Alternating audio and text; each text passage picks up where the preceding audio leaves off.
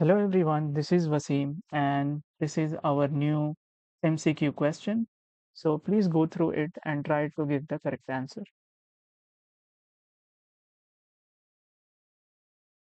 So now let's discuss the answer. So answer will be B, 10 and 5. Let's run this. So if you see A is 10 and B is 5. So let's discuss how it is 10 and 5.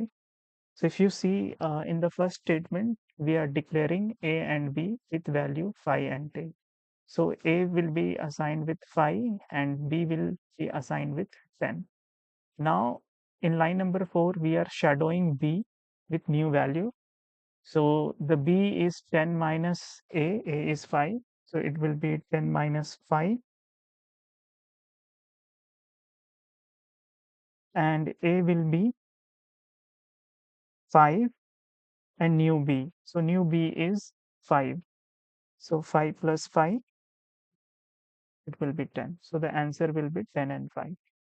Done with today. See you in the next video.